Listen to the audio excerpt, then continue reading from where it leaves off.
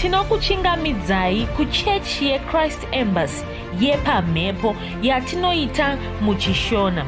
Iko zvino hapachina chikonzero chekupedza svondo rose usina kupinda chechi, nokuti painopindwa unenge usipo, kuda wakanga uri kubasa pakaenda vamwe kuchechi, kuda wakanga uri parwendo, kuda chechi yeChrist Embassy haisati yakuwanikwa kwaunogara, kana kuti unofarira hako kudzidza shoko raMwari nechishona. Ino ndiyo yave chechi yako. Chipinda tinamati. Haleluya. Tinosangana zvekare pamunamato wedu weChrist Embassy, tichivimba kuti makava nesvondo rakanaka, uye tichivimba zvekare kuti muri kugadzirira vuserere rekuporesa ratichange tinaro tichiwana mufudzi Chris musvondo ratiri kupinda irori, chishanu mugovera nesvondo. Ndoda kutenda mufudzi Chris nokuda kugona kusangana kwatinoita ikoko, tichigona kudzidza shoko raMwari. Noda kuvatenda nokuda bhuku reRhapsody, ibhuku rabatsira vanhu vakawanda, ibhuku riri kutibetsera, bhuku ratinoshandisa paminamato yedu pano. Haleluya. Ndoda kuti tipinde muchidzidzo chedu chesvondo rino, tiri kuchitora zvekare senguva yose mubhuku reRhapsody. Kwanzi Muponesi Ndivo Vekupedzisira Kutambura. Haleluya. Ndima yatiri kuvhura nayo itsamba yekutanga yaPeter, chitsauko chokutanga, ndima 10 kusvika pandima 11 chete. Kwaye ruponeso urwu ndirwo rwakatsvakwa kunzwisiswa nevavoni, ivo vaya vakaruona mumweya, vakataura nezvenyasha dzakanga dzichauya kwamuri, vachitsvaka kunzwisisa nyasha idzi, vachida kuziva kuti dzakanga dziri kuzouya riini, uye kuti mweya waMuponesi uyo wakanga uri mavari wakanga uri kurevei pawakataura nezvekutambura kwaMuponesi nerudzi rwevamwari rwakanga ruchazotevera. Haleluya. Mufudzi Chris vanotitsanangurira. Kwanzi vavoni vekare vakavhurirwa namweya mutsvene, vakabva vaona mumweya, vakaona Muponesi vachitambura, vakaona kutambura uku kuchipera, vakabva vatanga kuona vamwari vachiuya. Zvino Muponesi vakatotambura, kureva kuti tava munguva yevamwari. Saka iwo hauchafaniri kutambura, hautofaniri kufunga kuti unofanira kutambura. Kutambura kwakaperera pana Jesu. Jesu ndiwo munhu wekupedzisira kutambura. Iwe ndiwe hako waifanira kutambura, asi ivo vakauya vakatambura ivo, vachitambura kudai vakakumiririra, vachida kuti iwe ukurire zvinhu zvenyika ino. Haleluya. Aya mashoko anoshamisa. Kwanzi Muponesi vakatambura vakatimiririra, Muponesi vakatambura vakakumiririra, nokuti zvinhu zvakaitwa naJesu zvese vakazviita vakatimiririra. Vakaroverwa zvivi zvedu, vakaurayirwa zvivi zvedu, kureva kuti vakafa vachifira zvivi, vakatimiririra. Bhaibheri rinoti vakatipa pfuma yavo, vachitora urombo hwedu kuti isu tive vafumi. Zvose vakaita vakatimiririra. Saka kutambura vakatambura vakatimiririra, kureva kuti iwe nene hatichafaniri kutambura, vanhu havachafaniri kutambura. Jesu akatotambura kare. Unoona, ruzivo rwakakosha. Ukange usina ruzivo unogona kutamburira pasina. Ukange usingazivi, ndosaka muchiona mudzinyika mune matare edzimhosva. Sei muna matare edzimhosva? Matare aya anoshandiswa ndo mamunosvika muchikaka naro.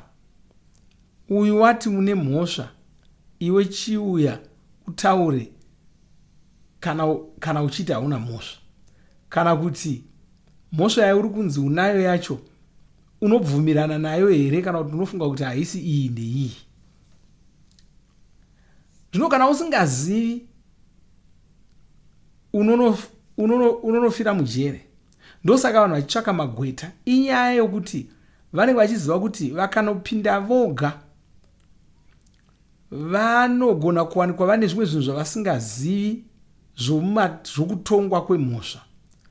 Vopedzisira vataura zvinhu zvinovasungirira kana kuti vosiya zvinhu zvingadai zvavapukunyusa. Saka magweta anenge achibetsera kuti munhu agone kutaura nyaya yake achizvipupurira aine ruzivo rwakakwana. Saka kuziva kwakakosha. Kureva kuti kana iwe usingazivi kuti Muponesi Jesu vakatotambura nechekare vachitamburira iwe, unogona kungotambudzwa. Zvakafanana zvekare nemunhu ngatimboti wanga une chikwereti chaunga unacho. Nechikwereti ndoenda ndonochibhadhara chikwereti chiya. Iwe ukasazviziva kuti chikwereti chabhadharwa, kana kuti ukasazviziva kuti kana mumwe munhu akubhadharira chikwereti chako zvinoreva kuti iwe hauchina chikwereti, ukasaziva izvozvo unogona kutosungwa kupinda mujere uchinzi une chikwereti. Icho chakatobhadharwa. Ruzivo rwakakosha. Pana vamwe vanotaura panyaya pamusoro mumwe munhu wakasiyirwa pfuma yakawanda ndokupiwa matsamba acho, asi haana kunge achianzwisisa matsamba aya. Ndokutambura kwamakore akawanda kusvikira mumwe munhu azouya akamutaridza akati, aiwazve iweyo ndiwe unotori nemari yakawanda kudarika vanhu vese panapa. Matsamba aya ndozvaari kutaura, uye mari iyi iri kungobereka. Enda unotora mari yako. Saka munhu wakatambura kwemakore akawanda nokuda kwekusaziva. Bhaibheri rinoti kwanzi vanhu vangu vanoparara nokuda kwekusaziva. Vane zvinhu zvavasingazivi. Saka unofanira kuziva, ukanzwisisa kuti Muponesi vakatambura, vakakumiririra, unobva wazoramba kutambura. Unoti saka handichadi kutambura, nokuti Muponesi vakatotambura vakandimiririra, saka handichadi kutambura. Nhamo ikauya hauchaigamuchiri. Hauchangoti zvandapiwa naShe ndirogamuchira. Wakuziva kuti Ishe havakupi kutambura, havakupi nhamo. Haleluya. Saka ruzivo rwakakosha. Tsamba yechipiri kuvaKorinde chitsauko 5 ndima 21 chete inoti, Muponesi ava vakanga vasina chivi, vachitozviziva kuti vakanga vasina chivi, asi Mwari vakavaita chipiriso chechivi kuti isu tive kururama kwavo kuya kuri muna Muponesi. Tsamba yechipiri kuvaKorinde chitsauko 7 ndima pfumbamwe inotiwo, nokuti munoziva nyasha dzaIshe wedu Jesu Muponesi, kuti kunyangwe vakanga vakafuma asi vakava varombo pachinhambo chenyu, kuti imi muve vafumi vacho. Hapana muKristu achiri kufanira kurwara. Haleluya. Hapana muKristu achiri kufanira kurwara. Hazvina basa kuti una vaKristu vangani vaunoziva vakasirwara kana kuti vanorwara. Hapana muKristu anofanira kurwara. Famba nechokwadi ichocho, mira nechokwadi ichocho, nzwisisa chokwadi ichocho. Hapana muKristu anofanira kurwara. Kwa hapana muKristu achiri kufanira kuva murombo kana kukurirwa. Iwe hauna chauchiri kufanira kubhadhara. Muponesi vakatobhadhara zvaidiwa, vakazvibhadhara zvose. Saka wava kugona kurarama upenyu hwekudenga, ihwo upenyu huya hwakarongerwa naMwari kuti urarame. Haleluya. Chimwe chinhu chaunofanira kuzvidzidzisa kuita, kugona kugamuchira mashoko akadai aya usina nharo, usingakakavari. Kuna vamwe vasingadi kunzwa mashoko akanaka kudai. Vanobva vatoshatirwa. Saka munoreva here kuti handifaniri kurwara, saka unoreveka muchiti unoda here kurwara. Haadi kurwara munhu, asi unokakavara achirwira zvirwere, achirwira kurwara. Unokakavara, unoda kutorova uya wati haufaniri kurwara. Wadi kugara pasi uvunze kuti sei uchiti handifaniri kurwara. Wadi kugara pasi uchivunza kuti ndoita sei kuti ndisarwara. Wadi kugara pasi uchivunza izvo. Paina chokungorambira mudenga. Kuti hayi vanhu tinokuzivai munoda kuti nyepera. Aiwa, hatisisi toda kunyepera. bhaibheri ndo zvari kutaura. Haleluya. Bhaibheri ndo zvari kutaura. Saka unofanira kuzvigamuchira. Haasi mashoko emunhu, mashoko aMwari. Ngatirambe tichiverenga zvakare. Kwanzi Mwari vanokufarira. Vakatoita kuti ukodzere kuwana pfuma yevatsvene, iyo pfuma iya inowanikwa muchiedza. Mwari vakakurongera upenyu hwepamusoro. Vanhu vanokuona vanofanira kukudza Mwari. Mwari ndivo vakakusika. Vakanga vasiri kutsvaka kuti ugotambura. Jesu vane mashoko avakambotaura.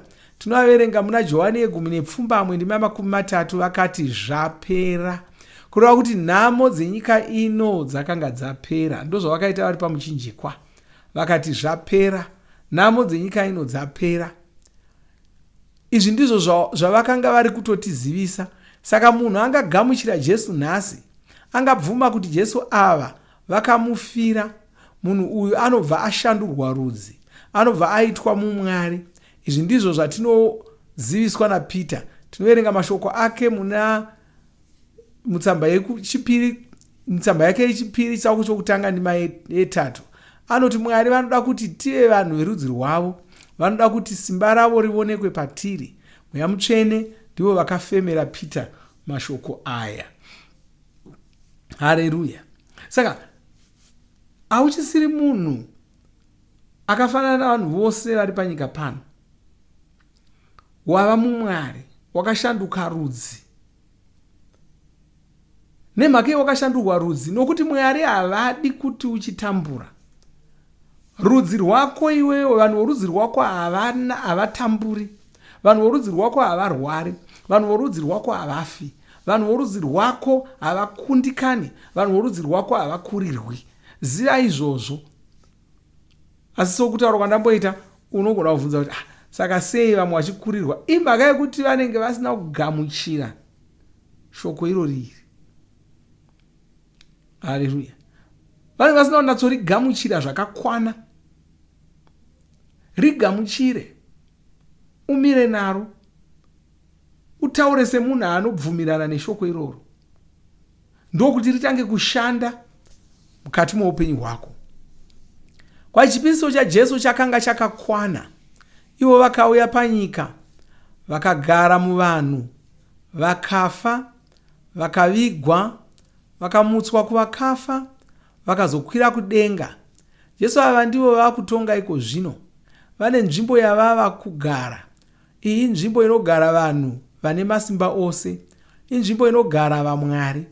Isu tigere navo panzvimbo iyi. Ivo vanoda kuti tichirarama sevaMwari. Vakatotitamburira vakapedza. Vakatoita zvaidiwa vakapedza. Hapachina chauchafanira kuita iwe. Haleluya. Masaka palamaya. Haleluya. Kwa hapachina chauchafanira kuita iwe. Vakatokutamburira vakapedza. Ndo zvavakatokuitira. Chizvigamuchira. Uchirarama semunhu anowirirana neizvozvo zvakaitwa naJesu. Sokutaura kwandamboita, zvakakosha kuti unzwisise chinhu ichi. Nokuti kana wachinzwisisa, katanga uchishandisa pakurarama kwako, ndokuti shoko iro rishande mauri. Kana shoko rinokushanda mauri, rinokushandira nderiya rawagamuchira chete. Kana ukange usati warigamuchira, usingabvumirani naro, harigoni kukushandira, harigoni kukubetsera. Haleluya. Saka iko zvino wawane mvumo yokuti ini handidi kutambura, ini handirwari.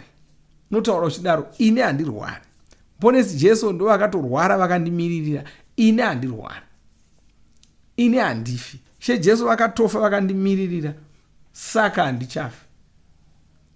Bhaibheri rinoti kwanzi sezvakaita Jesu vari kudenga, ndo zvatiriwo isu. Hatina kufanana naJesu vakafa, takafanana naJesu vakamuka kuvakafa. Jesu vakamuka kuvakafa vanofa here? Bhaibheri rinoti kwanzi hazvichagoni kuti vafe. Vakakurira zvose zviya zvakanga zvine simba rokuuraya, vakanozvikurira. Saka hapachisina, chero vakada kuti regai ndife, hapachisina chinhu chiripo chinogona kuvauraya. Hapachisina chinhu chakadaro. Saka gamuchira mashoko iwaya, nzwisisa mashoko iwaya, wogara uchitaura uchiti muponesi vakatonditamburira, hatingatamburi kaviri, saka ina handichatamburi zvekare, handichatamburi zvekare, hazvichagoni kuti ndirware. Taura uchidaro zuva rimwe nerimwe, nguva imwe neimwe, pose pawanira mukana, taura kuti ini hazvichagoni kuti ini ndirware. Haleluya. Ndo upenyu hwechikristu, ndo upenyu hwavatsvene uhwu. Haleluya. Upenyu hwavatsvene. Unofanira kurarama upenyu hwevatsvene. Pane upenyu hwevamwari. Oh, haleluya. Pane upenyu hwevamwari. Ndo upenyu hwaunofanira kurarama. Saka regaiti namate munamato uri pano, muteedzera mashure mangu, iti Baba vandinoda, ndinokutendai. Ini ndava muna Muponesi, saka ndava munhu werudzi rwevamwari. Ndava kurarama munguva yevamwari, iyo nguva iya yakaunzwa nekutambura kwaMuponesi. Saka ndinogara ndiri mutano, ndinobudirira pane zvose zvandinoita. Simba renyu rinogara richionekwa pandiri, rudo rwenyu runoonekwa pandiri, nyasha dzenyu dzinoonekwa pandiri, muzita raJesu. Amen. Haleluya. Kwanzi ndinogara munguva yavatsvene, ndinogara munguva yavatsvene. Kwai ndo nguva yandakugara, nguva yavamwari, ndo nguva yatiriko zvino, inguva yedu. Kubva pakafa Jesu vachikwira kudenga, yanga yava nguva yedu, yanga yava nguva yako. Ngaititore tiwane nguva yekunamata tichitenda Mwari, tichitenda Mwari pamusoro peshoko iri, tichitenda Mwari pamusoro zvavakatiitira, zvatakaitirwa naJesu. Oh, haleluya. Maleso granda gilia straka brojeda la brandi akizilia salimora kasha makerondea gastre megonda lebro kadriga biase grijande male ponde gazilia krata male ponde mantre prokiria male ponde digasia male ponde la strakia male ponde dagaria male ponde mani strakia male ponde dikasia male ponde libange stroma shiga branca libange stroma shiga branca libange stroma shiga branca libange stroma shiga branca. O rabajaga bazote mande gilistria graba jiga mali straka. Baba ndinokutenda ndinoda kweshoko renyu, ndinokutenda ndinoda zvatakaitirwa naMuponesi Jesu.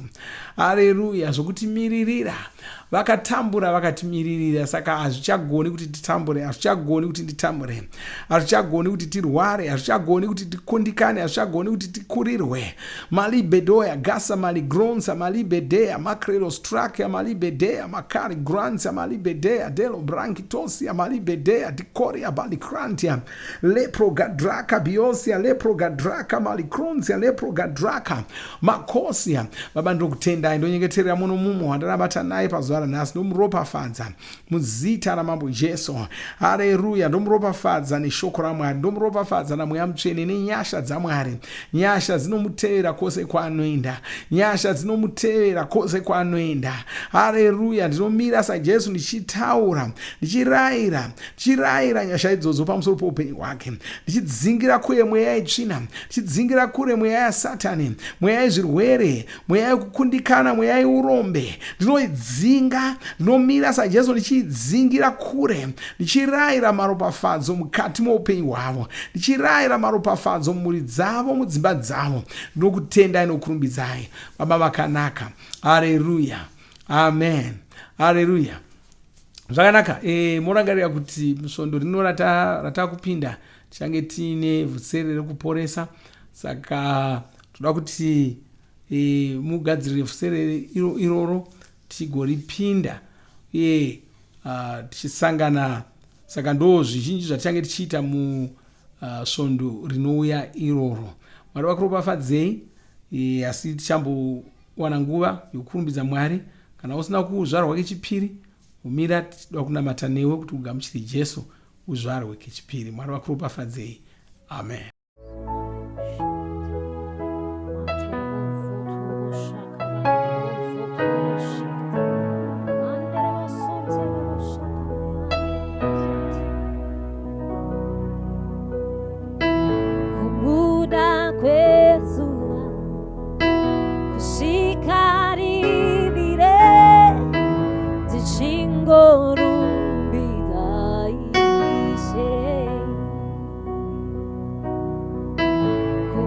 kubuda kwezuva kusvika rivire ndichingorumbidzwa Ishe.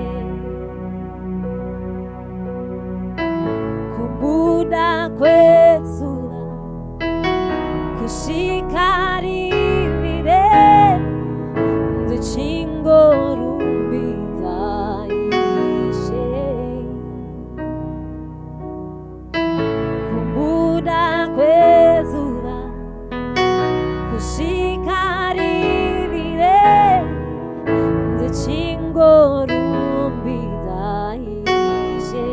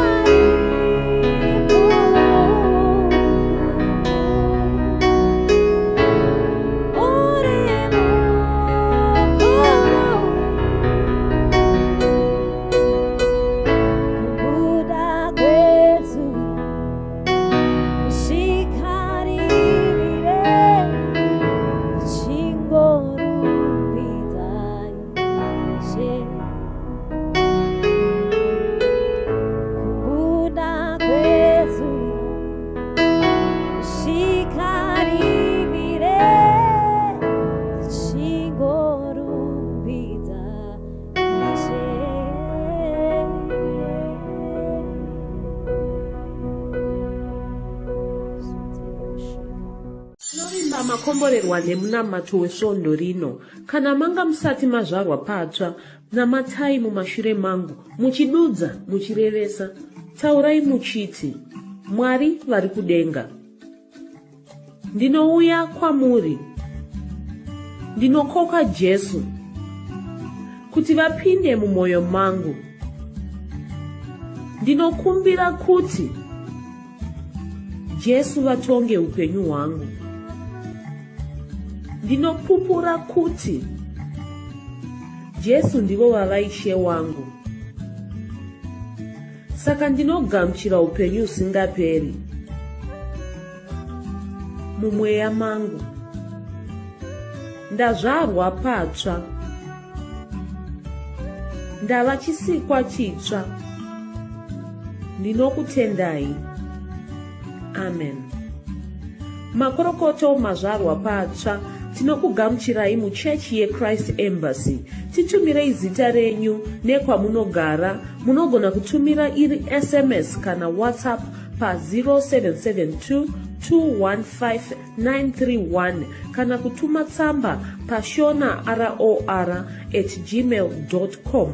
Muchida kupa mpiro yenyu neEcocash, rovai nhamba *151*2*5*58222 motevera zvinenge zviri kutaurwa neEcocash ipapo. Kana muine nhare dzemazuva ano munogona kushandisa KingsPay kupa mpiro yenyu. Shandisai kodhi inoti TNIOG nemavara makuru. Tinoda kukuzivisai zvinotevera.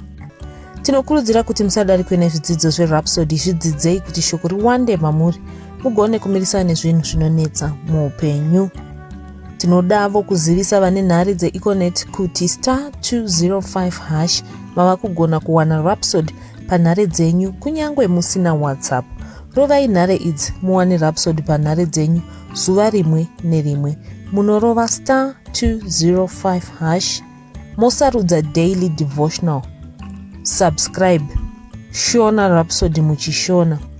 Munamato uno munoubata pa WhatsApp, pa radio, pa YouTube panoti Shona Online Church, pa www.ce-shonachurch.org nepa vcc.rhapsodyofrealities.org. Tinokumbira mutizivise kana muri kutibata pane imwe yenzvimbo idzi. Kana pari painternet munogona kunyoresa muchitipa zita renyu. Kana pari pa WhatsApp tinyorerei tigopota tichikutumirai zvimwe zvidzidzo, kana kutitumira SMS pa 0772 166 928. Ivai nesvondo rakanaka.